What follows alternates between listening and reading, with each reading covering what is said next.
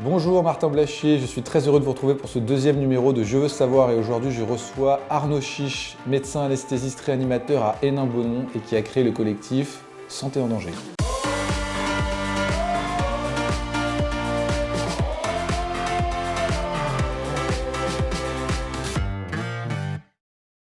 Hello Arnaud, Salut. merci beaucoup d'être avec nous aujourd'hui. On a un petit peu de temps pour discuter de plein de sujets, mais d'abord je voudrais que tu te présentes. Qui es-tu?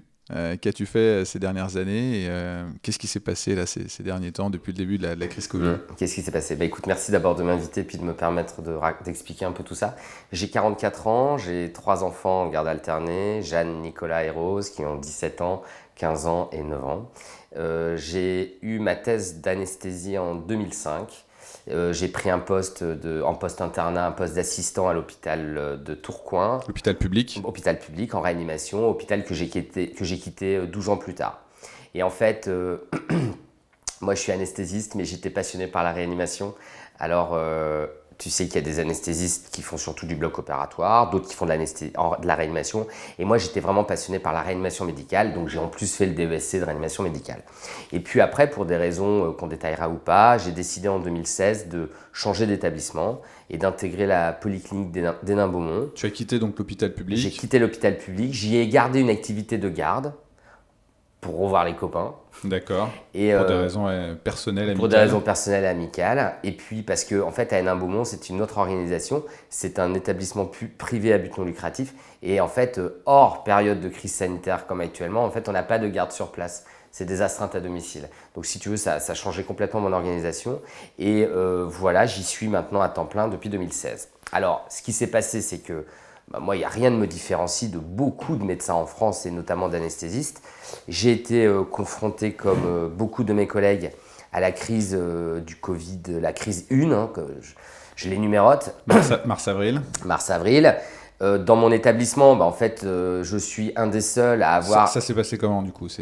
Concrètement, comment ça se passe la première crise mars-avril?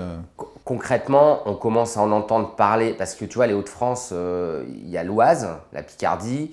Donc tu te souviens l'histoire des militaires, la base aérienne, c'est tout près de chez nous.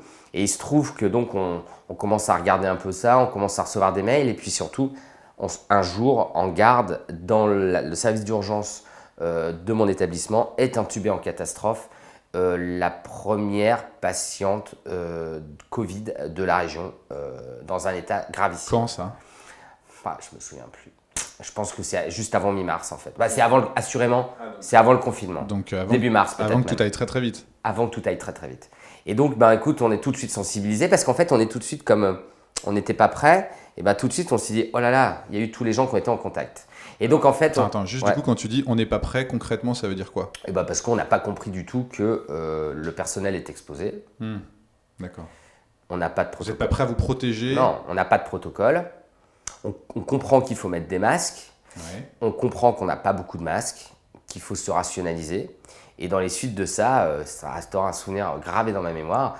On est dans le bureau de mon directeur, en fait, avec quelques cadres. Et en fait, on a un stock de masques. On fait des petits tas de masques pour préparer des dotations et notamment les donner aux membres, au personnel soignant, aides-soignants, infirmiers des urgences qui avaient été exposés, tu vois. Parce qu'à ce moment-là, on se dit qu'il faut peut-être leur donner des masques pour qu'ils rentrent chez eux. Et c'est un truc qui, à l'époque, est complètement nouveau, quoi. On n'a jamais fait ça. D'accord. Et tout ça, ça se passe au niveau local, c'est-à-dire que vous vous organisez vous-même pour gérer la situation de crise. Sauf que, tu vois, j'ai l'habitude de dire que quand on ne sait pas, il faut demander à des copains qui savent. Ouais. Grand message que j'essaye de faire passer à qui tu sais. Et moi, j'ai beau avoir des compétences fortes, des compétences sérieuses en infectiologie, j'appelle tout de suite mon réseau d'infectiologie qui m'amène à Tourcoing. Parce qu'en fait, l'hôpital de Tourcoing, il y a un service de maladies universitaires. En fait, c'est un CH, mais qui est universitaire pour les maladies infectieuses. Donc, j'appelle mes copains, les mecs, qu'est-ce qu'il faut faire? Et là, j'interagis tout de suite. Concrètement, qu'est-ce qu'il faut faire pour se protéger ou qu'est-ce qu'il faut faire pour prendre en charge des patients? Les deux. Qu'est-ce qu'il faut faire pour se protéger, nous? Qu'est-ce que je dois dire à la population de soignants qui a été aux urgences autour d'un patient qui a été intubé, Covid positif, et personne n'était protégé? Et puis, qu'est-ce qu'on va te faire maintenant? Et là, c'est le début d'une cascade d'événements, protocole de prise en charge, protocole pour sectoriser les services. les filières, etc.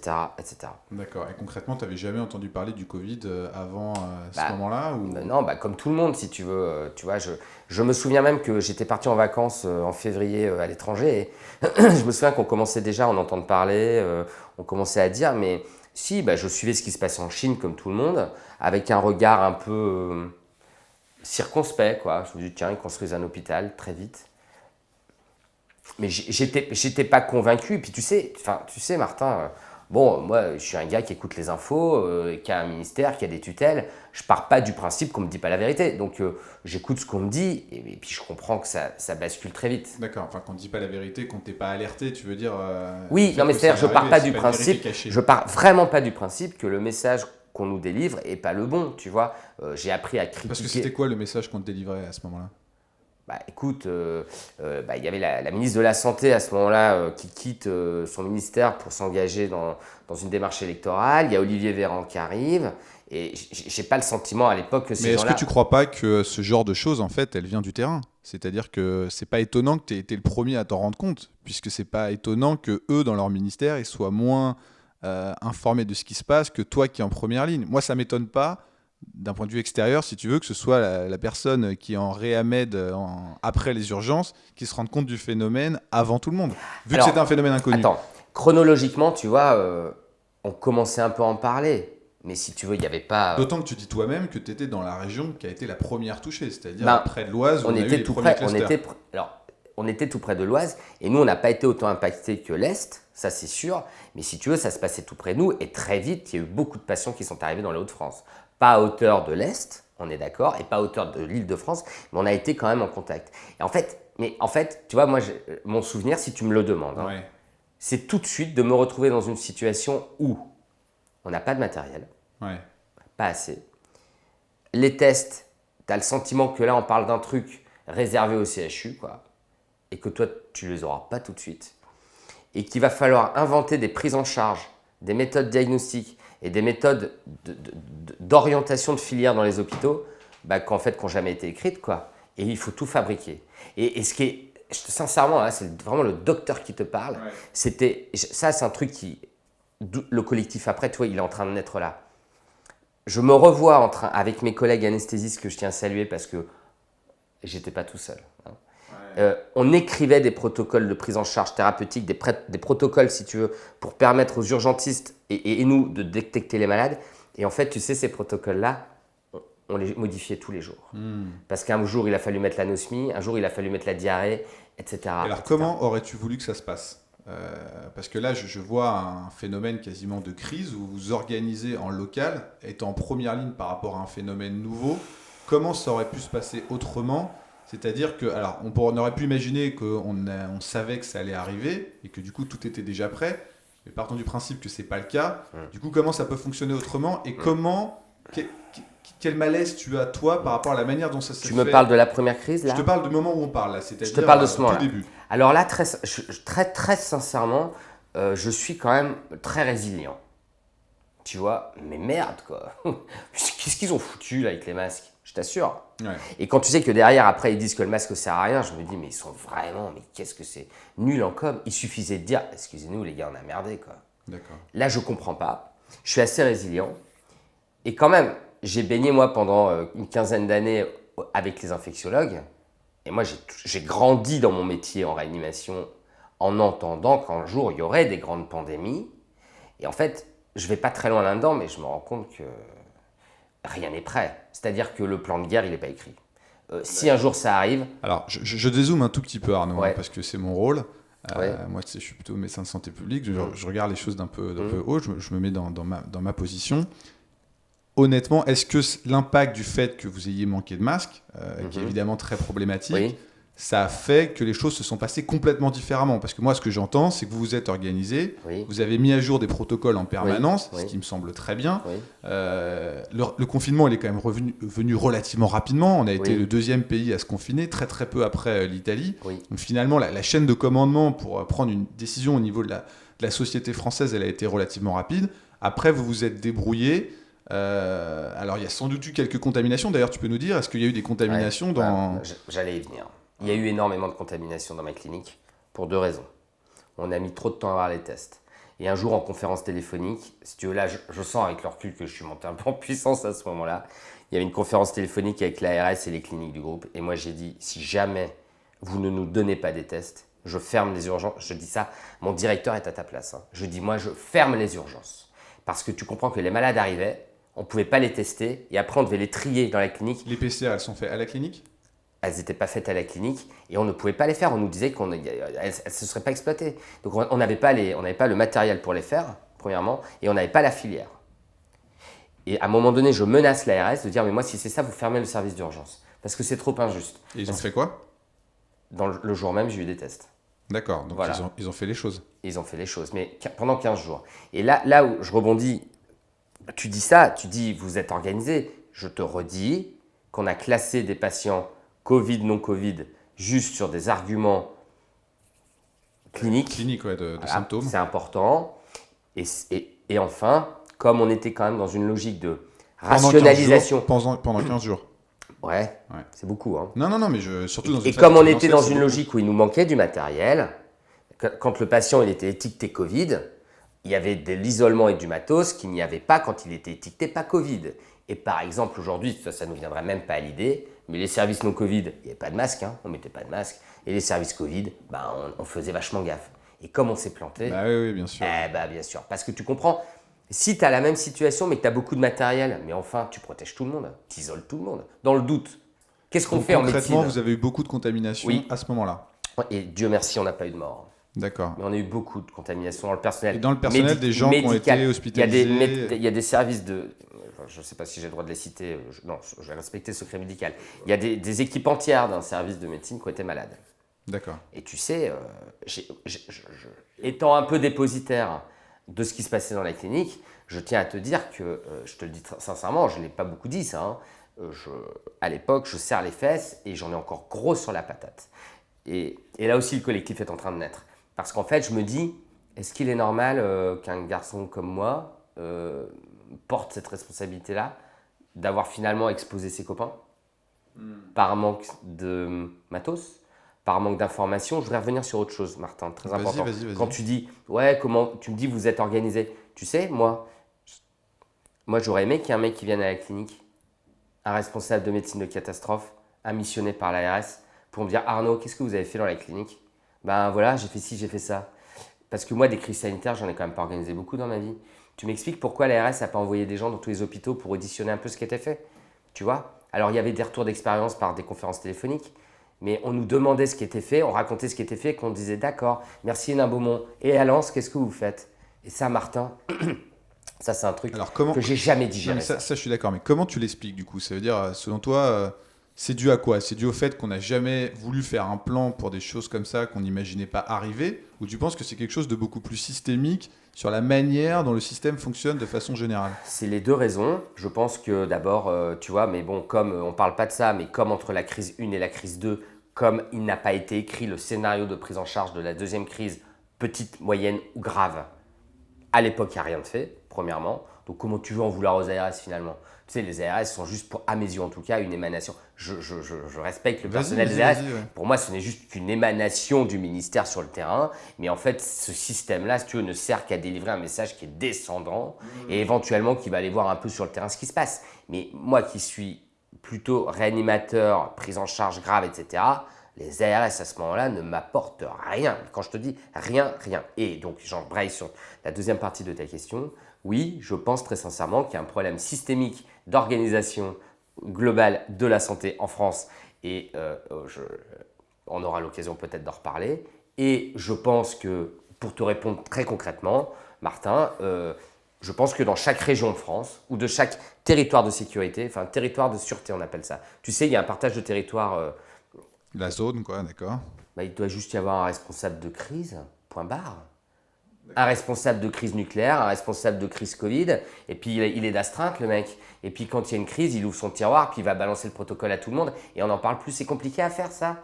Moi ça, je veux bien le faire pour le ministère. Après, j'imagine que c'est des protocoles de crise qui sont différents en fonction du type de crise. Un virus respiratoire ne sera pas la même chose qu'un virus par contact, qu'un risque nucléaire, effectivement. Mais on attend quoi pour le faire?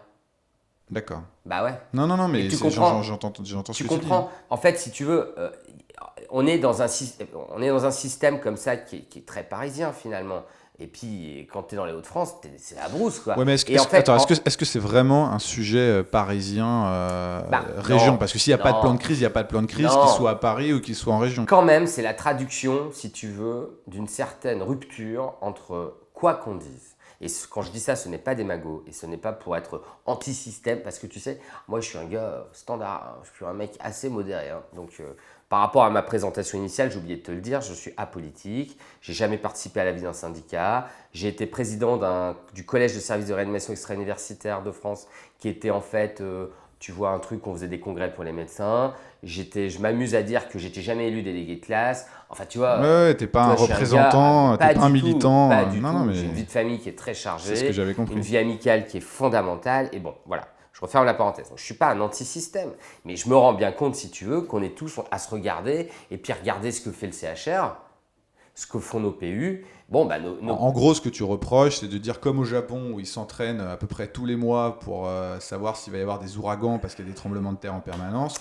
On aurait dû faire ça. Alors, après, honnêtement, j'ai l'impression que ça a été fait nulle part. C'est-à-dire que c'est tellement rare. Parce qu'un phénomène, s'il est suffisamment rare, c'est évident qu'au bout d'un moment, tu perds le fait qu'il va arriver. Et là, tu vois, je rebondis un peu sur la résilience et le niveau d'acceptabilité dont je fais l'objet, notamment pour ce problème de pénurie de masques, où moi, j'étais prêt à pardonner. Ce qui est impardonnable, c'est la com qu'en est faite, si tu veux. Mais moi, si tu veux, d'appartenir à un pays qui se rend compte que les stocks de masques, on les a pu, bon, c'est quand même très malheureux, mais ça va, quoi. C'est bon. On fait tous des conneries à l'hôpital, ils font des conneries, il n'y a pas de problème. Mais une fois que tu as fait la connerie, putain, derrière, tu te mets en mode commando, ne plus jamais vivre ça, tout prévoir. Et ben, on va dévier sur mon collectif. Mais si tu veux, à ce moment-là que ton collectif est né, et ce qui m'intéresse de savoir, c'est qu'est-ce qui a fait naître ce collectif. J'ai deux pistes. Non. Ah d'accord, c'est pas à ce moment-là. Non, c'est pas là. Alors, non. amène-moi jusqu'au moment où... Là, si tu veux, à ce moment-là, moi, je suis un père de famille très inquiet pour mes enfants. J'ai peur pour moi aussi, je te le cache pas. De leur transmettre, de mourir. Bah, moi, j'avoue, je pars plusieurs fois dans ma bagnole le matin en me disant putain, j'espère que je vais les revoir, quoi. Ce sentiment de fin du monde qu'on a tous un peu ressenti. Enfin, on a tous un peu ressenti la même chose. Je me dis putain, faut que je D'autant qu'à ce moment-là, tu n'avais pas du tout la notion que c'était une maladie qui touchait particulièrement des gens vulnérables. D'abord, j'ai peur pour moi, j'ai peur de mourir. J'ai peur pour ma femme, j'ai peur pour mes enfants. Et puis, je me rends compte qu'il faut qu'il y ait à bouffer dans la maison parce que les enfants vont plus à l'école. Là, tu étais serré ici en permanence. Et puis quand j'arrive à la clinique, je me dis putain, on compte sur toi, donc on y va, quoi.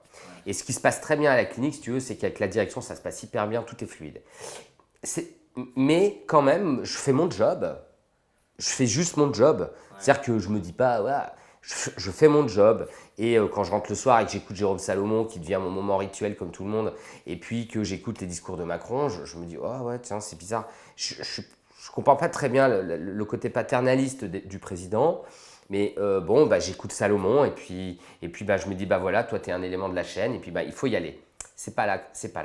C'est que pendant cette crise-là, mais ça, je le comprends. Là, tu es dans un raisonnement de guerre, en fait. Ouais, il faut faire le job. Et par contre, Martin, ça, c'est ce qui a été fondamental en moi. Ma personnalité fait que, tu vois, depuis toujours, moi, je suis copain de tout le monde à l'hôpital. En fait, moi, tu vois, je suis pas trop le docteur qui est pote qu'avec les docteurs, quoi. Bon, j'ai des potes docteurs, mais moi, je suis très pote avec le brancardier. Je suis hyper pote avec le cuisinier. L'aide-soignant, c'est mon pote. L'ASH et puis toutes les strates de l'hôpital. Mais ce que je veux te dire, c'est que c'est comme ça. C'est peut-être mon éducation, j'en sais rien. Je suis, je crois, un vrai mec bienveillant, humaniste. Et je suis pote avec tout le monde, quoi. Où veux-tu en venir? C'est que ce personnel-là, je le vois être réellement héroïque. Parce qu'à eux, on leur dit, écoute mon gars, il va falloir aller s'occuper de ce malade-là. On ne connaît pas le virus, on ne connaît pas le traitement, on ne connaît pas les signes cliniques et je ne peux pas te garantir que tu ne vas pas tomber malade. Preuve en est, ils vont tomber malades. Et puis aussi, pour te protéger, il n'y a peut-être pas assez de matériel. Et bien tu sais Martin, ils ont tous fait le taf. Et je te parle d'une polyclinique chirurgicale. Donc ça c'est vraiment remarquable et moi je m'en souviens très très bien. Ce que tu veux dire, c'est à quel point ces gens-là ont une vocation et cette vocation est forte dans la capacité qu'ils vont avoir à tout donner. Alors, grand débat sur la vocation, parce que tu sais qu'il y en a beaucoup qui n'aiment pas qu'on dise vocation. Ils disent mais non, c'est notre métier. J'utilise ce mot-là parce que tout le monde le comprend, mais tu vois ce que je veux dire. Mais je suis d'accord avec toi. Et ben moi, parce que ça a été un sujet dans d'autres émissions qu'on a fait. la place de la vocation et comment il faut la prendre en compte dans la manière dont tu vas réformer le système de santé éventuellement. Je dirais, alors tu vois, si on veut détourner la vocation, tu vois, je dirais ce sentiment de ce devoir de responsabilité, putain. Et là, je suis foudroyé de l'intérieur. Ça ne veut pas dire qu'avant ça je me te touche énormément. Non, ça me réorganise. D'accord. Ça me réorganise. Je le sais, je le sens, et je le dis pas devant eux. Hein. Je me mets pas à chialer devant tous les soignants que je trouve braves et face à la bravoure devant moi. Mais je sais que je suis réorganisé de l'intérieur. Alors tu vois, j'avais déjà quand même une Comme un prédisposition. soldat dans son bataillon. Et je me rends compte qu'en fait, les soldats, ils t'écoutent, et puis ils t'écoutent, ils ont confiance en toi. Ils y croient. Ils y croient, et ils ont même la grandeur d'âme de comprendre, sans te le dire, que tu n'es probablement pas hyper sûr de toi. Et ils y vont quand même. Ils y vont avec toi. Ouais. Et putain, ils partagent l'incertitude que tu as. Waouh. Et là, je me dis, alors tu sais, il y a des grands Donc trucs finalement, comme ça. une expérience, une grande expérience, pas que négative. Mais moi, je suis... Ah non, ultra positive. Cohésion d'équipe, fluidité, direction, et moi, cadre c'est ce de que j'ai santé. ressenti d'ailleurs. Mais hein, oui, de mais la moi part j'ai des vécu... soignants que Alors, j'ai tu sais rencontrés quand à ce même, moment-là. faut que tu saches que moi, après, dans le cadre de mon collectif, il y a beaucoup de témoignages qui me sont arrivés. Ça n'a pas été comme ça partout, hein, tu sais. Il y a eu des hiérarchies qui n'ont pas été très à l'écoute, etc. Ça existait aussi. Mais moi, j'ai vécu En tout cas, le monde parfait. C'est l'impression que moi j'en ai eu. J'ai Ouais. beaucoup de soignants évidemment autour de moi, y compris des très proches. Et c'est vrai. l'impression de sentiment qu'on avait à ce moment-là. C'est vrai. C'était C'est vrai. vraiment une armée unie et efficace. Et tu sais, Martin, quand la crise se lève, à un moment donné, on décide un jour finalement d'arrêter les cellules de crise qu'on faisait quasiment tous les jours en fait. Hein. On faisait les cellules de crise tous les jours parce qu'on comptait le nombre de masques, on comptait le nombre de malades, etc. Et puis combien on avait de patients. Et puis un jour, ça m'a vachement ému.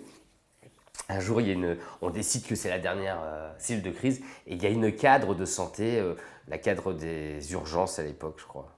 Elle était aux urgences à l'époque. Non, elle était en chirurgie. Elle dit, en tout cas, en fait, elle dit ce que tout le monde pense. Je tiens à vous dire que j'ai aimé ce moment de crise. Ça l'a enrichi. Tu sais, tu mets tout le monde autour de la table. Et puis là, c'est ça le soin en fait. C'est le directeur, l'administratif, le président de CME, l'ANES. C'est vraiment par le haut que ça s'est passé. Il n'y a pas eu d'effondrement. C'était super. Comme quoi, il y a quelque chose quand même qui, tu vois... Mais Martin, c'est une critique supplémentaire sur les carences de notre gouvernement qui n'a même pas été capable d'exploiter ça. Parce que dans ce que je ne leur pardonnerai jamais, quoi qu'il advienne, on pourra me faire la leçon. Je ne leur pardonnerai jamais l'inaction entre la crise 1 et la crise 2. Ils pourront dire mais tout. Ça, on va revenir parce je que c'est pas simple. Mais juste pour ça que je fais un focus là-dessus. Quand on dit tirer les leçons, on pense toujours que c'est tirer les leçons négatives. Mais mon Dieu, il y a eu tant de choses favorables. Pour moi, tu vois, ce que ça veut dire ça, c'est vraiment le fait que y a tu vois, c'est immatériel en fait ce dont tu parles. C'est-à-dire l'envie que les gens qui travaillent dans la santé ont de donner de la grandeur et du sens à ce qu'ils font. Et moi, l'impression que j'ai eue, c'est qu'en fait, ça a révélé ça.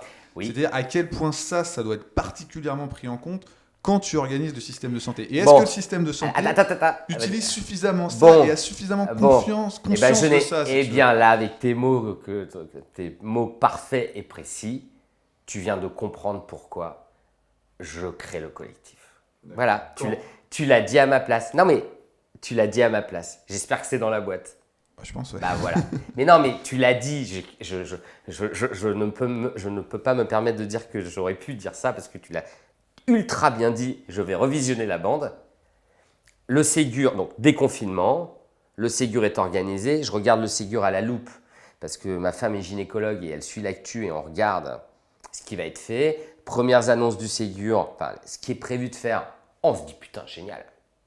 Tout ce qu'on voulait, entre guillemets, c'est-à-dire accélération de la carrière des médecins, considération du statut réellement médical des sages-femmes, les 300 € pour les paramédicaux, tu vois là, ce que tu viens de dire. Bon. Et puis, Ségur, et c'est là que Ségur, il n'y a plus les 300 €, c'est les 180. Moi qui ne suis pas syndicaliste, hein. Les sages-femmes ne sont pas invitées, et la garde des médecins, Martin. Tu sais, là, moi, j'enchaîne beaucoup de gardes en ce moment. La nuit, tu intubes des gens. La nuit, tu fais beaucoup de choses. J'ai une question à te poser là-dessus, parce que je vois ce que tu veux dire. La garde des médecins qui a sans doute pas été à la hauteur de ce...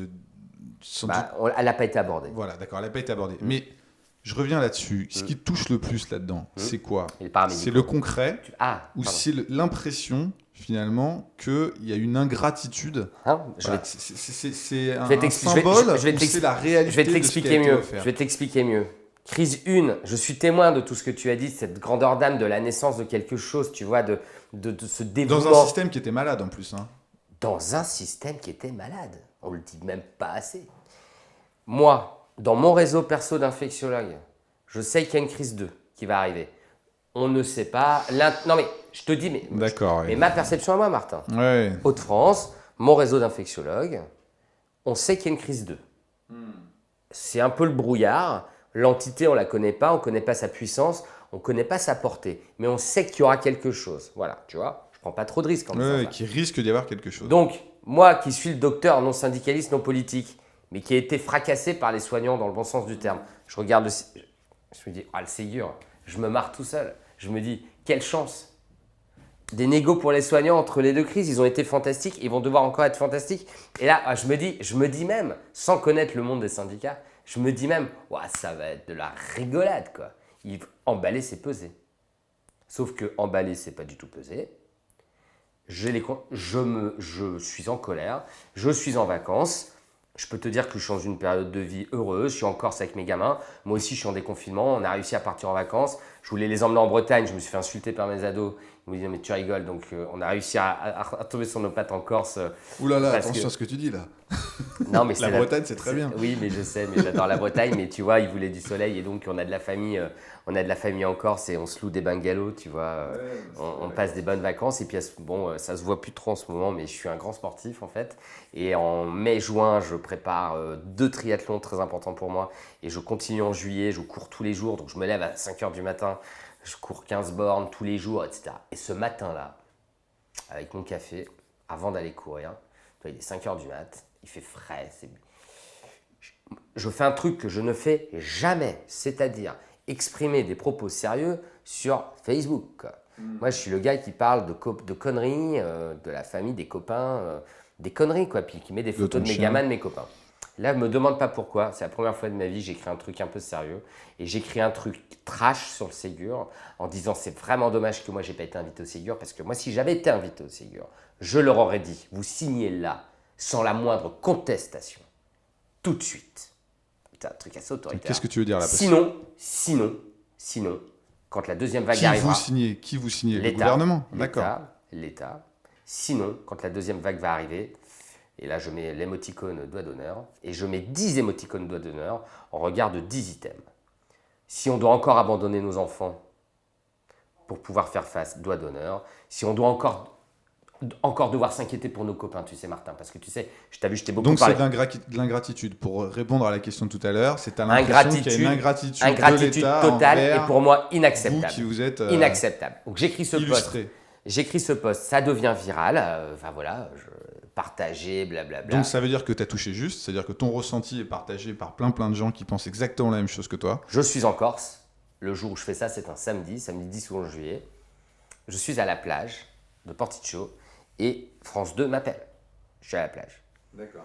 Ils me disent, docteur Chiche, qu'est-ce qui se passe? Je dis, qu'est-ce qui se passe? Enfin. Bon. Ils disent, est-ce que vous seriez d'accord pour faire un Skype avec nous? Alors, je me mets derrière une paillote.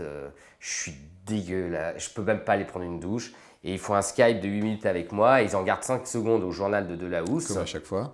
Voilà. Mais ils passent le passage sur les gardes des docteurs, où je dis que c'est scandaleux. Et... ça continue, le post continue à être partagé.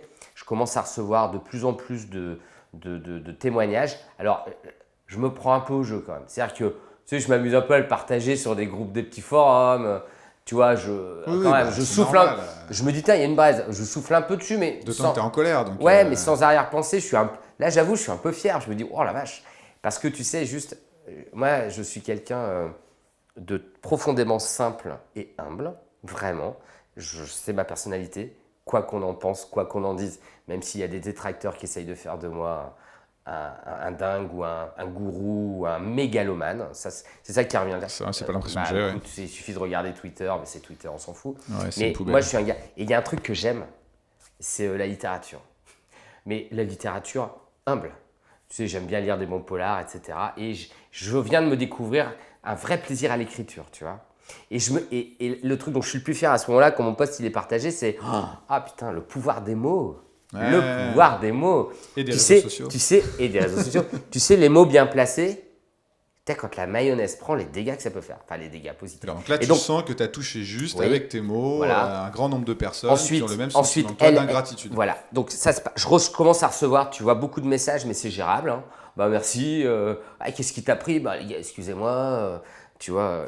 Bon. Et puis, il se passe un truc, le vrai détonateur. Et ça, bah, moi, je l'oublierai jamais. Et elle dit que c'est pas vrai, mais elle a tort. C'est, je ne sais pas si tu connais Sabrina Aurora, qui est une médecin parisienne, une jeune médecin parisienne, membre du CIU, qui a écrit un bouquin sur la souffrance des soignants et qui est très connue à ce moment-là, qui a fait vraiment beaucoup parler d'elle. Je savais que ma femme suivait cette page-là, moi je n'avais pas trop le temps. Et Sabrina, eh bien, elle partage mon post. Vous vivrez sur la même fréquence et du coup elle te contacte. Elle est suivie par 100 000 personnes. Et elle partage et elle écrit « c'est simple, non ?» Et moi je disais juste qu'il fallait refaire le Ségur, quoi. Et alors là, c'est un dimanche, c'est le déferlement de témoignages. Vraiment sur ce Ségur, c'est important parce que qu'est-ce qui se passe? Qu'est-ce qui fait que tu es en colère sur le Ségur? C'est quoi? Tu as l'impression qu'on t'a promis un truc et on t'enlève? Non. Tu as l'impression qu'on s'en fout de toi en fait? Non, je sais pas comment je vais essayer de te trouver une bonne image. Tu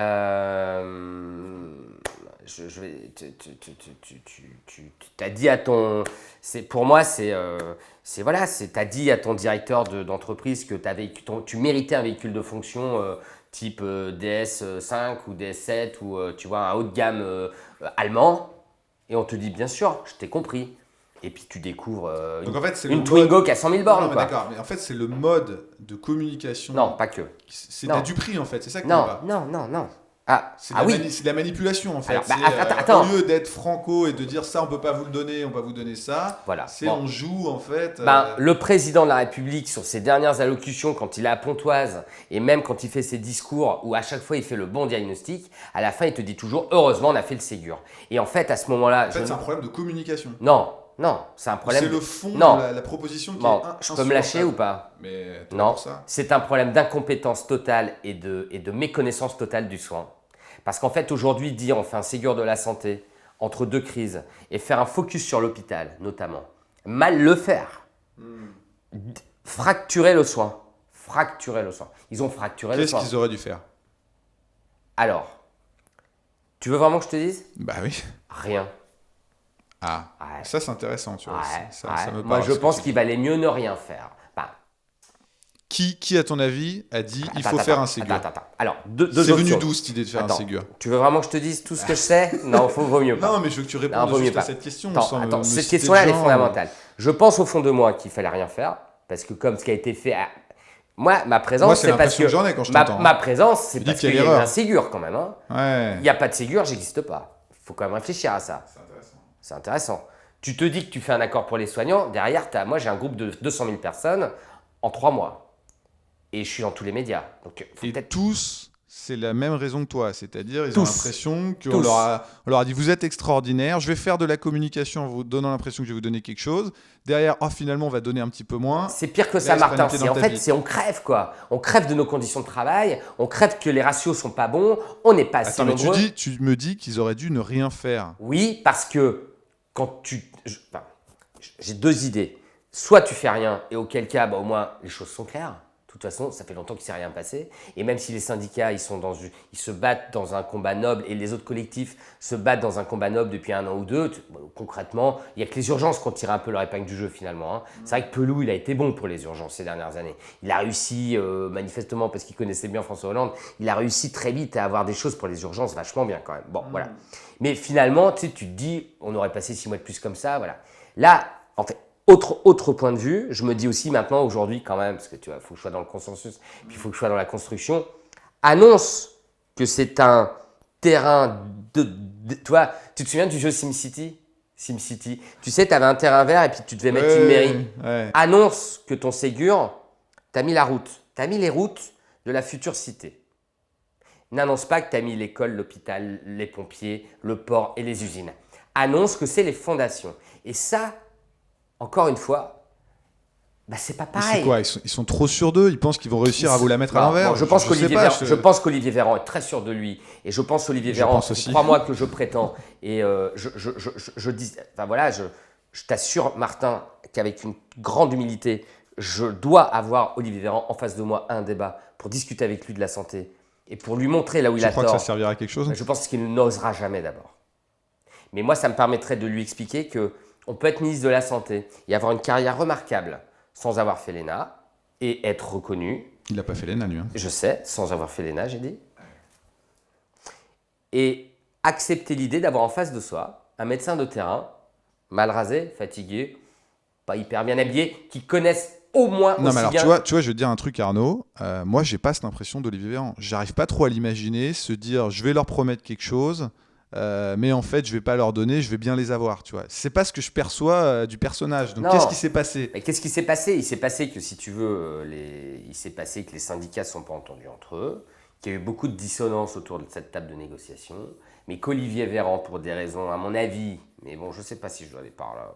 Bon, c'est toi qui vois, Je me demande, si ça me fait l'effet d'avoir tout fait pour conclure quand même un Ségur, même si les grands syndicats respectables avaient quitté la table, qu'il ne restait plus que des petits Donc, il syndicats. voulait avoir son achievement personnel, Merci. même si c'était pas bien fait. Merci. Donc, c'est une erreur. Syndrome de Peters. Syndrome de Peters. Tu connais le syndrome de Peters, l'économiste? Mon père, il m'a fait grandir avec ça dans la tête tout le temps. Je lui en veux, hein, parce qu'il a raison. Et tous les jours, je me dis, putain, mon père avait raison. Alors, vas-y. Quand tu accèdes à un certain niveau de responsabilité, quel qu'il soit, tu prends le journalisme, Dieu nous en garde. l'entreprise, la politique, ta préoccupation principale, c'est qu'est-ce que je peux faire pour pérenniser mon poste et accéder au poste supérieur. Ta préoccupation n'est plus... Est-ce qu'il a fait un bon calcul? Voilà. Ok. Eh ben non, on a la réponse. Non, mais on a la réponse. Non D'accord. seulement, Ouais, il est, c'est vraiment non seulement dommage, il n'est c'est pas nommé vraiment Premier dommage. ministre, non seulement il n'est pas nommé Premier ministre, Oui, enfin bon, ça c'est. Bon, bref. Juste pour aller. Donc, du coup, voilà. c'était une erreur. Il aurait Ouais. mieux valu ne rien faire que faire ce Ségur-là. Ouais, Secret de la frustration de ce Ségur, ton collectif, Oui. qui regroupe aujourd'hui, 200 000, exactement 196 000 ce qui est personnes. énorme, 280. Les mauvaises langues disent que ce ne sont que 196 000 clics sur une page, mais peu importe, les gens sont là. Et c'est des gens qui t'envoient des messages, Bah, c'est vivant. C'est des gens qui m'obligent à me structurer, tu te doutes bien, parce que la cinétique de croissance, elle est quand même exponentielle. Quelle est l'attente de ces gens-là? C'est-à-dire, Alors, qu'est-ce qu'ils veulent? Alors, il faut juste que moi aussi je dézoome un peu pour que tu comprennes. Parce qu'en fait, on est début novembre. Il y a eu plusieurs phases. La première phase de mon collectif, d'abord, c'est de la construction. D'accord? Parce que tu ne peux pas dire que toi, tu vas faire un collectif de soignants avec tout le monde de la santé sans les avoir avec toi. Donc, c'est vrai, Martin. Avec mon petit bâton de pèlerin, je vais chercher tous les métiers. Alors, c'est qui les représentants des métiers? Comment on fait? Je fais Google. Hein. Tu fais ce que tu faisais à l'hôpital, en fait, mais tu le fais Exactement. pour ton Je vais collectif. chercher toutes les professions. Et je leur dis, il faut que tu viennes avec moi parce que Tu vois, t'étais fait pour avoir ce rôle. Je sais pas. Et tu sais, Je je te dis dis. la même chose à tous. Tu viens avec moi. Il me dit, ouais, mais tu viens avec moi, tu me donnes tes revendications, je te ramène à la table. Hein? Oui, pose pas de questions, laisse-toi faire. J'ai la vision du truc, tu vois. Bon. Ensuite, on me dit, bah non, mais de toute façon, Arnaud, tu peux pas signer. Parce que ce qui est très marrant, Martin, et je te jure que c'est vrai, pour te dire ma naïveté, c'est que moi, au début, je dis à tout le monde, je vais aller moi le signer moi-même, le Ségur 2. Hein. Arnaud Chiche, pour tout le monde. Et on n'en parle plus, et on passe à autre chose, et on reprend notre vie normale. Et puis très Ce vite, qui aurait pu marcher. bah je sais pas. Mais non, mais... Je sais pas, c'est l'impression que ça me donne. Non, mais très vite, Martin, en fait, si tu veux, je comprends et on m'explique. Et Emmanuel Loeb, notamment, qui est un des premiers à m'appeler, mais genre le lendemain de la création du collectif, quoi. Tu vois? Emmanuel, il m'appelle et il me dit, non, mais attends. Qui connaît très bien le système, lui. Alors lui, il connaît très bien le système. Enfin, il le sait, c'est des très bons souvenirs parce que moi, je me revois où j'étais, tu vois. Je suis dans la salle de réveil de mon bloc, chaud patate. On est déjà 5 ou 6 000, tu vois. Et je lui dis, bah, faut que tu viennes. Emmanuel, il me dit, mais tu sais, Arnaud, en fait, je t'explique, tu vas rien signer du tout, quoi. En fait, Ah oui, toi, il tu parle vas. comme ça. Bah, non, mais il m'explique juste que c'est les syndicats éventuellement qui signent. Et déjà, et comme souvent, quand Emmanuel Loeb s'exprime, on l'écoute, parce Bien sûr. qu'il a souvent un discours intelligible, mais il me dit, attends Arnaud, attends, tu veux faire un collectif, mais attends, mais nous, il y a des syndicats, mon gars, détends-toi un peu, quoi. Mais moi, là, j'ai fait un diagnostic qui est un peu sévère, et puis j'ose pas trop lui dire, c'est qu'en fait, ce que j'ai analysé tout de suite, tout seul, c'est que l'interface politique syndicale est défaillante. Et il est là le fondement de mon collectif, si tu veux. C'est que je prétends que le politique, lui, sa carrière. Ouais. Les syndicats, eux, pureté, courage, sincérité. Le problème, c'est que tu n'en as pas qu'un de syndicat. Tu en as 15. Et entre eux, c'est compliqué. Et puis entre eux, C'est le village gaulois des syndicats. Ah ouais, ça peut pas. Tu rajoutes des collectifs par-dessus qui, je le sais, n'ont pas simplifié les débats. Et là, de ce bordel-là, tu as le Ségur 1. Bah moi, je veux pas de ça. Donc en fait, je dis à Emmanuel, tu peux pas y arriver tout seul. Tu peux pas y arriver tout seul. Il faut une instance. Et je lui dis, mais alors, il me prend pour un dingue. Hein. Je lui dis, t'inquiète pas, je vais créer l'instance de contrôle suprême de l'interface. Contrôle suprême. Non, mais c'est des images. En fait, si tu vois, à ce moment-là, j'ai dans la tête, j'ai l'entité, c'est l'ONU, quoi. Tu vois, c'est l'entité santé. Il y a l'entité santé qui va dire, bon les garçons, le politique, il faut que tu le signes. Et les syndicats... Tu veux fédérer la totalité? Non, parce que je suis humble. Bah, Non, c'est mais pas assez humble de vouloir fédérer je parfois. je veux que cette interface-là, que je conteste pas, elle marche bien, quoi. D'accord? Et qu'on se retrouve pas avec un T'es Ségur. prêt à parrainer Et qu'on une ne se retrouve pas fédération. avec un Ségur 1 parce que le ministre a convoqué les syndicats au dernier moment avant Mais attends, vendredi soir. au moment où tu fais ça, c'est avant ou après que le Ségur soit signé? C'est après tout ça. D'accord. Tout ça, je te parle là, c'est début Ouais, août. c'est la après réaction par rapport à ça, là, je situation viens de du créer le Ségur. collectif. Le collectif, il a un jour. Ok, ça marche. Et donc Emmanuel, il me dit, voilà Arnaud, les syndicats. Donc je lui dis, bon, pas de problème, il faut que j'aille chercher tous les syndicats. Je dis, Emmanuel, bon, tu viens avec moi? Il me dit, non, mais t'es mal. Il me dit, mais non. Pourtant, il n'a pas peur en général d'aller Il n'a dans pas peur, mais en le fait, contact. ce qu'il ne sait pas, mais que moi je sais à ce moment-là, et ça, il ne pourra jamais me l'enlever parce que c'est un mec honnête, je lui dis, on va se rappeler très vite. Je vais chercher d'autres syndicats et d'autres syndicats sont un peu plus compliants qui disent, bon, ok. Et je dis moi aux syndicats de docteurs, notamment au syndicat SNFAR, je leur dis, mais putain, mais pourquoi vous avez rien fait, quoi? Tu vois, on est début août là. Ouais. Et ils me disent, et tu sais ce qu'ils me disent, Martin, attends, c'est vachement important. Arnaud, on était fatigués. Certains me disent Non, ça. mais ça, on peut comprendre. Mais oui, mais non, mais attends, je ne le critique pas. Je te dis juste que les syndicats, c'est juste des mecs qui sont comme Bah, toi et bien moi. sûr, qui font ça en Et plus qui de font leur ça en travail. plus. Et ils me disent, bah Arnaud, on était cuits, quoi. Voilà. Bon, je dis, bah c'est pas grave, moi j'ai la pêche. Donc, et tu veux que je te dise sincèrement, je me dis à ce moment-là, putain, mais moi en fait, j'ai rien dû branler pendant la crise. Pourquoi je suis en forme comme ça? Bon, en fait, je fais l'analyse après. Hein. En fait, je suis en forme parce que je me suis préparé pendant 3 mois pour faire un triathlon et j'ai vraiment la patate physique à ce moment-là. ça donne du sens. Bon. Tout ça, c'est lié. Et donc, je vais chercher tous les syndicats, tous. Certains ne veulent pas entendre parler de moi, mais globalement, ils viennent vite. Jérôme Marty vient très vite, le SNFAR arrive très vite. Tu vois, pour moi, des gros syndicats. Le syndicat de médecine générale, compliqué. Ils me parlent, ils me regardent, mais donc je me dis de toute façon, il faut avancer. Donc j'avance. Et en fait, Pourtant, première c'est phase. important de les avoir. Mais oui, mais ils sont là, ils sont pas loin, Jean-Paul Hamon, tout ça, je suis en contact indirect, mais ils sont pas loin, mais bon.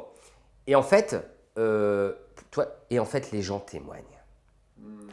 Et là, je deviens en fait un organe de témoignage, enfin un organe, un vecteur, un média de témoignage. On m'écrit, je balance tout. Mais encore du positif alors. Oui. Finalement. Deuxième Oui. chose positive. Oui, de parce cette que crise. tu sais que je suis pas peu fier de te dire qu'un article sur le collectif va sortir dans Le Monde samedi, dans le magazine M du Monde. Et j'ai beaucoup expliqué les choses et j'ai beaucoup parlé des syndicats, des collectifs et tout ça.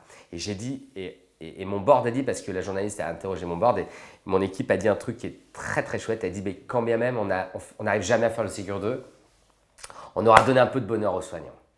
Et là, tu vois, juillet, août, début septembre, on se structure, on monte en puissance. Bonheur aux soignants parce que. Non, pardon. Alors, de deux manières, enfin de plusieurs manières. Vous n'êtes pas seul. On est une famille. Ça, c'est hyper On important. crée un peu l'entité famille quand même. Ouais. T'imagines toutes Le les lien, professions. Allez, venez, on part tous en vacances ensemble. Hein. Toutes les professions. Et je peux te dire qu'ils passent leur temps à se taper dessus au début. Hein. Tu sais, il y a des. Parce qu'il y a de la tension. Voilà, on leur permet de s'exprimer. Et puis moi, après, tu vois, je parle pas beaucoup de moi. Bah, moi, j'ai une personnalité un peu spéciale, Martin. C'est-à-dire que je sais ce que je veux faire, mais j'ai une grande. Pour moi, l'humour a une place fondamentale dans la vie en général. Et je ne vois pas pourquoi l'humour n'aurait pas la place dans ma démarche. Et je les fais marrer. Parce que, tu vois. T'arrives à réunir des Gaulois. Ouais, et puis quand je fais des lives. Grâce à ta bonhomie. Ouais, parce que je suis plutôt bienveillant. Je suis plutôt bienveillant, même si on essaye de donner une image haute de moi. Je suis plutôt bienveillant. Et quand je fais des lives avec les gens du collectif, je raconte des choses sérieuses. Tu vois, les points médias, les points politiques, les points de structure. Et puis, on se marre, quoi. Voilà. Donc ça, voilà. Et puis, je demande un Ségur 2 en août. Évidemment, on arrive vite à septembre. Et c'est là où je deviens là, je me durcis en septembre. Pourquoi? Parce qu'en fait, je me rends compte en septembre, je découvre en septembre que le problème de matériel n'est pas résolu. C'est pas vrai. Mensonge d'État. La carence de matériel en France est majeure, principalement pour les libéraux. C'est impossible de trouver des surblouses, c'est très compliqué de trouver des masques. Les masques, ça va, les gants. Je me rends compte qu'en fait, surblouse et gants, ça va pas. Et je deviens destinataire de tous ces témoignages-là. Donc là, tu vois, on dénonce via des communiqués Là, de presse. tu changes complètement d'angle là. Parce que tu Oui, parles parce qu'en fait, alors que je demande un Ségur 2, en gros, dans notre tête, tu veux pas qu'on fasse un Ségur 2? Non, c'est pas ça du tout que je dis. Ce que je dis, c'est qu'on était sur une dynamique de fédération des syndicats pour discuter des changements en fait dans de cette rémunération. on est dans cette même en fait. Et en parallèle arrive ce début de seconde vague, effectivement, qui était encore que frémissant. Exactement. Début septembre, quand même. Mais qu'est-ce que je constate? Donc nous, on est bien organisés, on se parle avec les syndicats, tout ça. Qu'est-ce qu'on va faire? On écrit à Macron, on écrit à Castex, on n'est pas reçu évidemment par personne. Et puis finalement, on constate, si tu veux, la pénurie de matériel. Alors là, moi, je te dis pas, j'en suis malade. Et puis après, on constate l'organisation des tests en France et la carence de réactifs et qui font n'importe quoi avec les tests. Donc là, il y a eu beaucoup de com sur les tests. Là, aussi. je me mets très en colère. Et enfin, le Covid arrive mi-septembre, tu sais, fin septembre. Je me rends compte qu'en fait, l'État ment ouvertement parce qu'il te balance des chiffres de lits de réanimation, etc. Alors que moi, nous, dans notre bassin de population, je vais faire l'état des lieux des services de réa et il y a moins de lits qu'en mars. Alors, comment ils avancent ces chiffres? J'ai du mal à croire qu'ils inventent des chiffres. Martin, 2 plus 2 égale 5. Voilà ce que je te dis. Quand on ose prétendre qu'en fait, en septembre, tu as 5000... C'est pas Olivier Véran qui a été compter les lits dans les services. C'est que les ARS servent à rien. De toute façon, moi, on vient jamais me demander combien j'ai de lits. Hein. Non, mais tu vas pas tout faire. Je veux dire, il y a bien des gens qui ont été en charge d'aller voir, faire un compte, donc ils se sont trompés dans leur calcul. Il y a peut-être une raison. Je ne sais pas ce qu'il se passe, mais sont vraiment trompés. Et je te dis que les messages avancés sont un mensonge. Et là, moi, je dis en septembre... Comment tu le sais, ça? Je suis désolé, je te challenge, mais... Non, tu me challenges pas parce du tout. que tu dis à ton échelle, mais est-ce que c'est...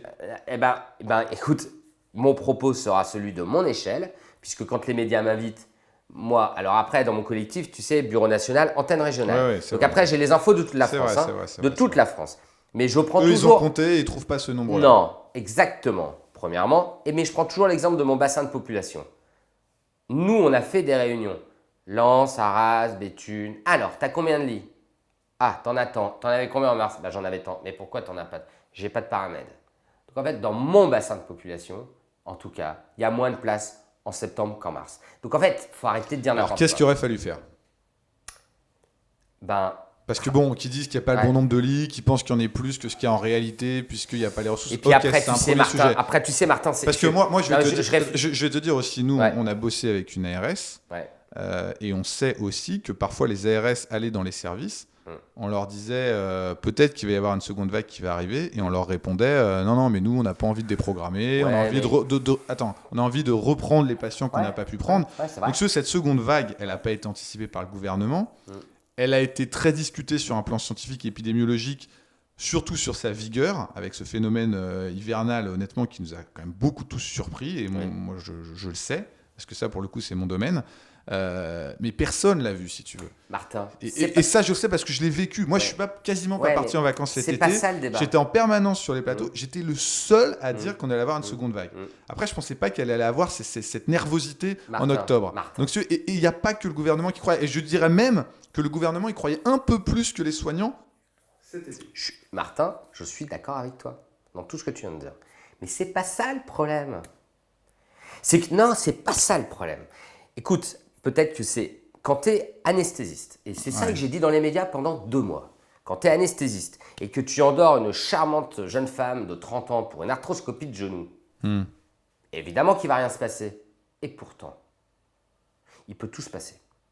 Elle peut faire un choc anaphylactique, elle peut faire un choc hémorragique sur une arthroscopie de genou. Mais où veux-tu en venir? Parce ce que je veux te dire, c'est que dans ma tête, moi j'ai le plan d'attaque, à tout moment, même quand tout va bien. Et ce que je ne pardonnerai jamais et ce que je ne comprendrai jamais, je ne dis pas que les épidémiologistes devaient dire ou pas dire si.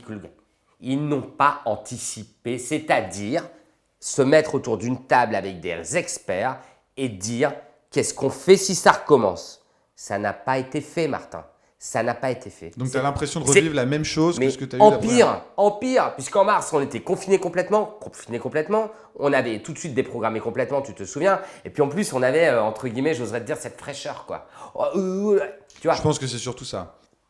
peu importe, mais il y a plusieurs items, d'accord? Donc là, on est usé, on est fatigué, on n'a pas déprogrammé, on n'est pas complètement confiné. On joue au caïd. Attends, qu'on n'est pas complètement confiné, ça joue pas sur le fait que la montée d'aujourd'hui, là. Oh, Martin, bon, ça c'est encore un autre débat. Mais moi, non, mais c'est pas un débat, mais je veux dire, écoute, le fait que tu te prennes une vague, ça n'a rien à voir avec le fait que les gens sont confinés ou pas. Parce qu'elle s'est construite avant le fait qu'on se confine.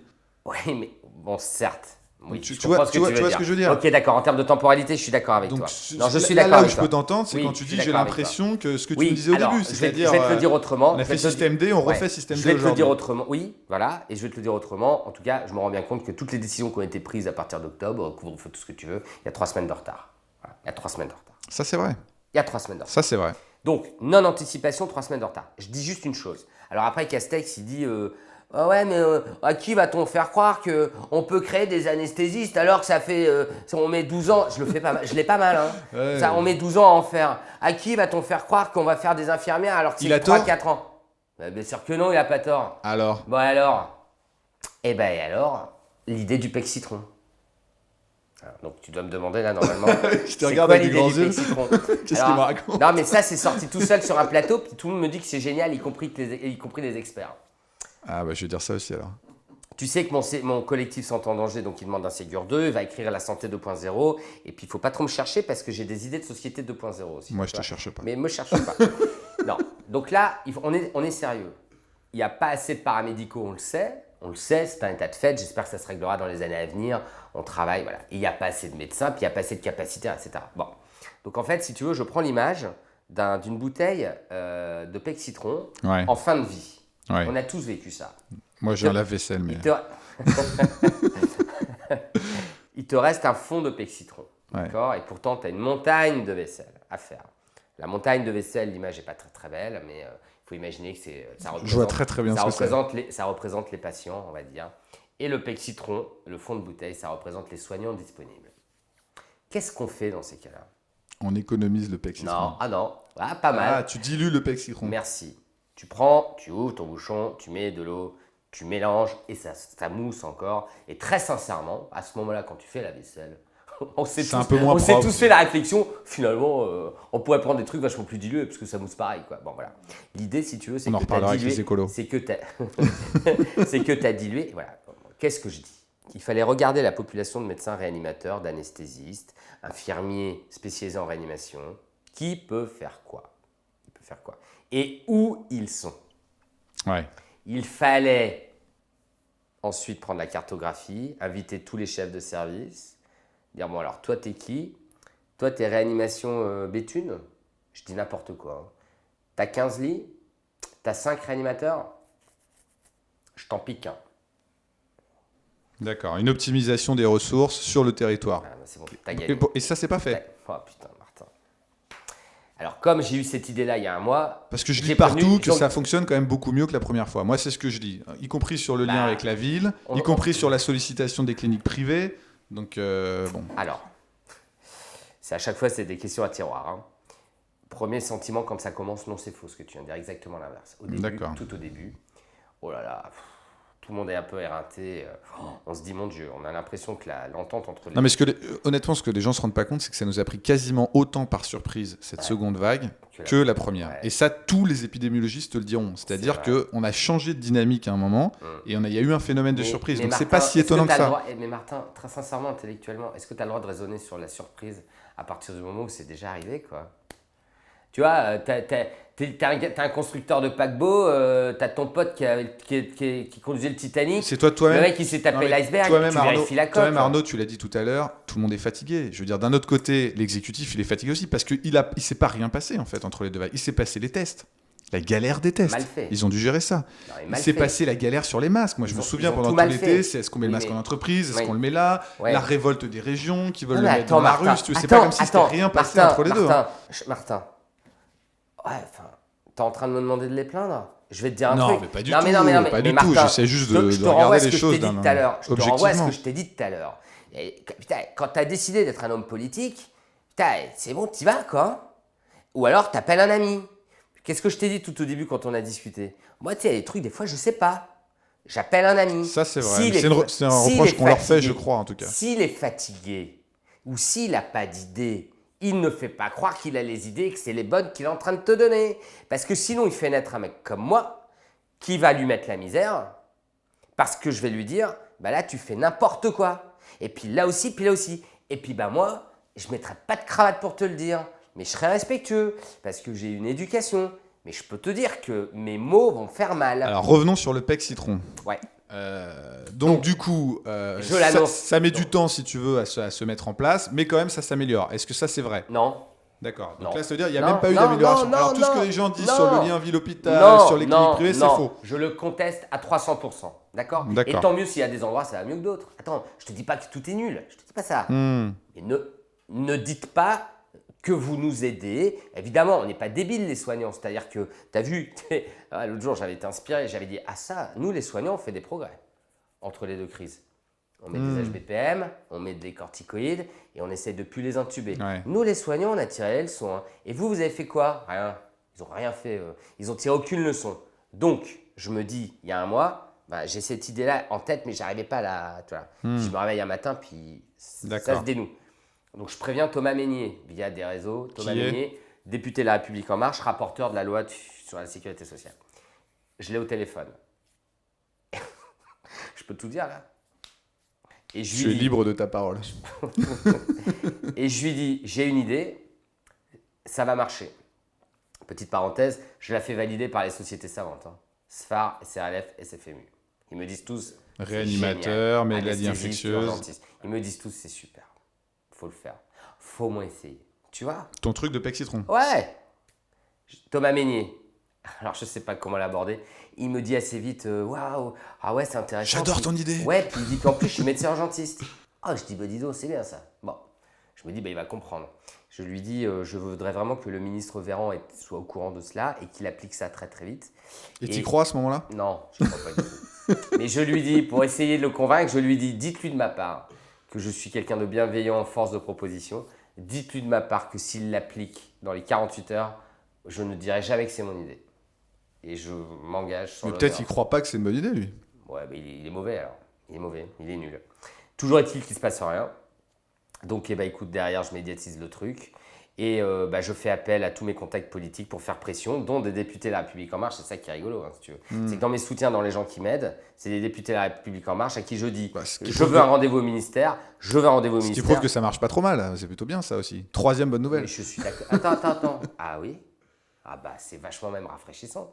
Parce que grâce à des députés de La République En Marche, Benoît Vallée, il me convoque jeudi dernier et je vais à la RSO de France et je lui raconte le renfort de réanimation. Parce que, petite parenthèse, le renfort de réanimation, tu vois, ça peut être soit pour faire augmenter ton nombre de lits en réa, mais ça peut tout simplement être du relais pour des équipes fatiguées sur place. Hein. Laissez-nous les gars.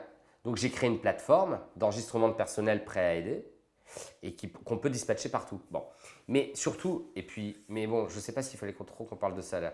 Vas-y. Surtout, tu vois, je suis en contact avec des réseaux d'hôteliers et des mecs qui sont capables de l'événementiel, qui sont capables de créer des hôpitaux provisoires. Et moi, je ne peux pas, si tu veux. Donc attends, je résume, d'accord, j'ai compris ton point. Ce que tu dis en gros, c'est ils n'ont pas été prêts. Non. On arrive dans la deuxième vague, il n'y a pas d'orga. Moi, je propose une orga. Ouais. Donc toi, tu aurais dit, vous n'avez pas d'orga, moi j'en ai une, prenez la mienne.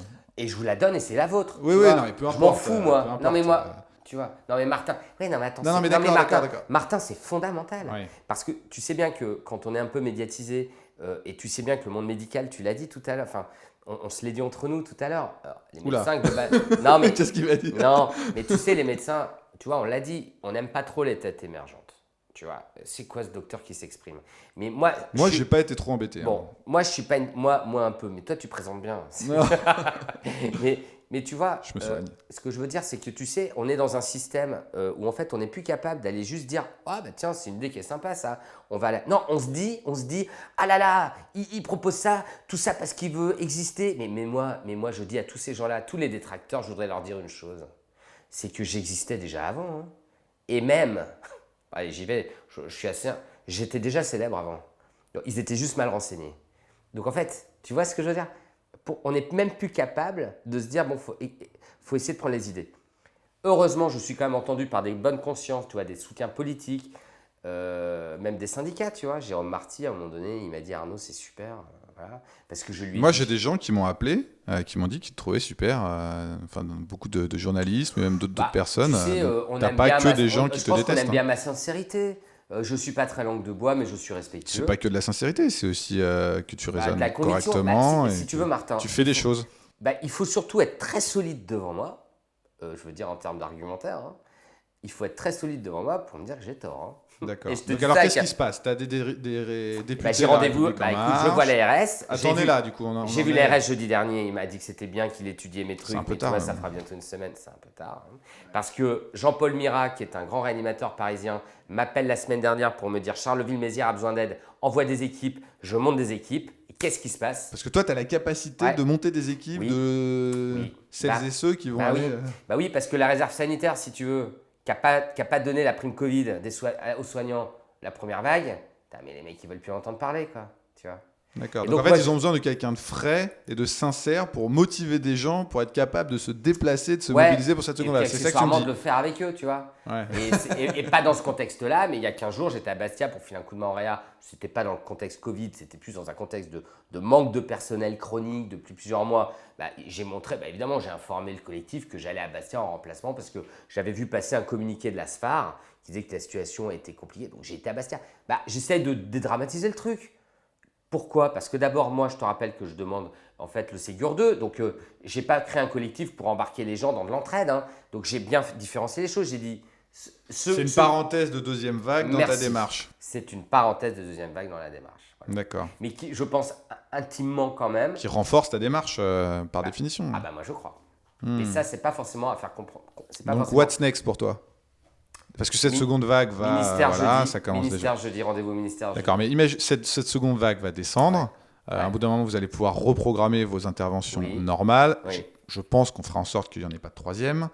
Non, mais Martin, je pense qu'il va être principe de précaution à 100%. Donc, next, après, ça veut dire fédérer.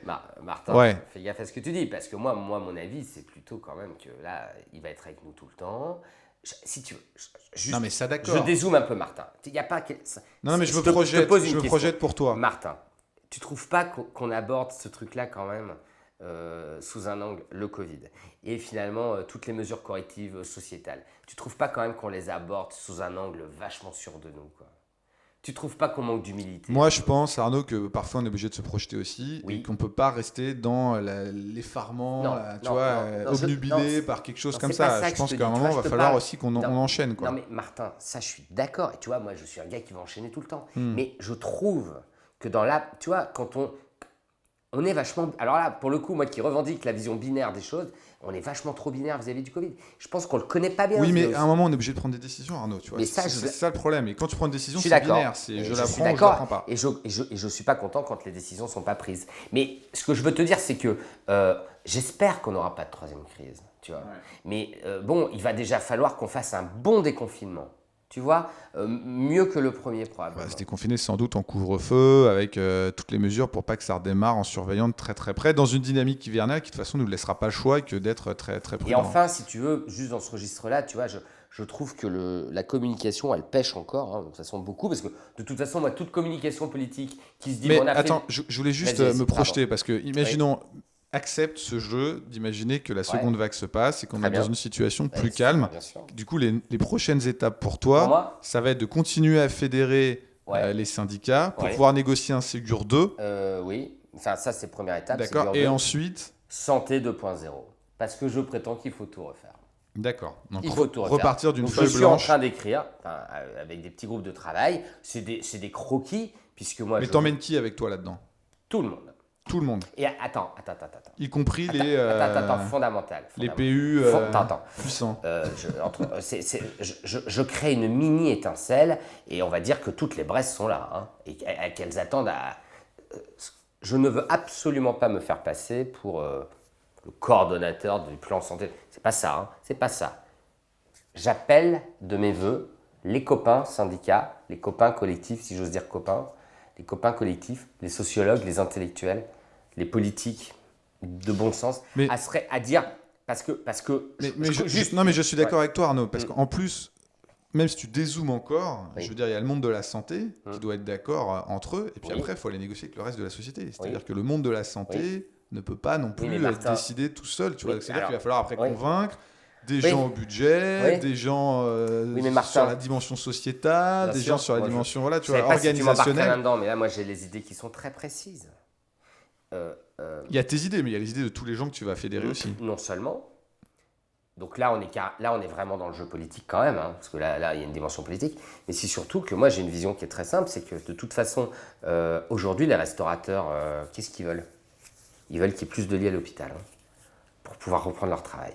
Je te dis la vérité, ce matin, en venant chez toi, Joël, restaurateur là, qui se bat parisien, il me dit Arnaud, il faut qu'il y ait des lits, il faut qu'il y ait des lits. Alors il me le dit, non mais il me le dit avec ses mots, mais qu'est-ce qu'il me dit en fait? Il dit ce que je prétends depuis 3 mois, il faut une santé forte pour qu'on puisse avoir une chance de mieux vivre tous. C'est ça le truc. Et qu'on on ne fera jamais l'épargne, on ne fera jamais l'économie probablement de confinement, et puis d'alerte, et puis de fausse alerte, mais globalement, ce que je pense intimement, mais quand bien même on met le nombre de lits de côté, c'est qu'une santé Non mais je suis plus d'accord puissante. non mais je suis d'accord avec toi, je suis d'accord avec toi et je t'ai déjà entendu dire, mais si tu veux, je pense qu'il faut aussi se projeter dans la santé hors Covid. C'est-à-dire que la crise, elle va pas Alors, être je peux t'en permanente. parler. Donc Alors là, j'ai des idées voilà, géniales. tu vois. Alors là, j'ai des Surtout que vous disiez que le système Ah, mais- était malade avant, Ouais, donc là, j'ai des idées géniales. d'accord. Bah, par exemple, si tu veux, je vais te donner 2 exemples. Le capacitaire et le personnel. Tu vois, moi, je prétends que, effectivement, tu viens de le dire. Si j'ai besoin de beaucoup de lits maintenant, j'en aurais pas besoin beaucoup tout le temps. Et ben, je pense qu'il y a la place pour des nouvelles structures architecturales, éco-responsables, qui serviront à faire de la place pour des lits en cas de crise épidémique. Et ce seraient des trucs modulaires polyvalents qui permettraient, hors crise, de faire quoi? De la prévention, de l'éducation, de la formation. D'accord. Tu me vois venir? Non, mais Donc on je vois continue. que tu as des idées. Donc là, tu vois, ce truc-là, ça n'existe pas, ça crée de l'emploi, et ça, je peux te dire que c'est l'hôpital de demain. Voilà. Moi, je veux bien les gymnases, et puis bon, on pourrait peut-être se faire un truc un peu propre, quoi. Bon, sauf que dans le truc un peu propre, la fois d'après, tu fais venir un groupe de rock et il y a un concert. Ok. Autre chose, Donc, je continue. on va Sur le conclure personnel. après, ouais. D'accord, Vas-y. sur le personnel. Tu devrais me dire la même chose. Ouais, mais Arnaud, tu réclames, par exemple, si je te dis qu'il faut le double d'anesthésiste, bon, je te dirai jamais ça, mais tu vois, si on considère qu'il manque des infirmières, des aides-soignantes, des médecins. Bon, bah oui, on n'est heureusement pas toujours en crise épidémique. Qu'est-ce qu'on en fait en dehors des crises épidémiques? Bah moi, il y a 2 manières de voir les choses. Soit on s'adresse à toute une population médicale et paramédicale aujourd'hui qui n'est pas encore formée à l'urgence, à la réanimation, et que tu vois un petit peu comme un service militaire, quoi. Tu leur dis, voilà, vous sachez... Une réserve. Mais ça, d'emblée, ça veut dire que tu acceptes une sorte de déprogrammation de leur activité. Parce que si pendant l'année, ils ont une activité et que tu les prends pour les mettre à l'hôpital, ils font quoi? Donc ça va pas. Moi, je pense que ça va pas. Moi, je pense qu'il y a la place pour des nouveaux métiers de soignants, infirmiers, médecins, etc. Mais des nouveaux métiers, des nouveaux concepts. Tu seras infirmière scolaire, infirmière de prévention, infirmière de pédagogie.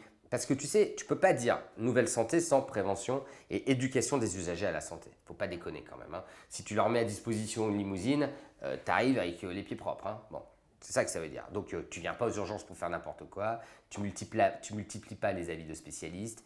Donc, ça s'apprend. Éducation, prévention. Donc en fait, elle fera de la prévention de l'éducation et quand il y a du Covid, elle revient. Les médecins. Donc moi, l'impression que j'ai quand même, ça veut dire que le collectif que tu as est quand même très centré encore sur la problématique Covid. Comment répondre au mieux à la problématique Covid? Et du coup, en fait, il est né de la crise Covid, il résonne essentiellement sur la crise Covid. Il est né avant. Enfin, oui. Mais tu vois, je veux dire, tu es encore dans une dynamique Covid, c'est-à-dire que... tu sais pourquoi? C'est parce que... il n'y aura plus de Covid. Non, mais...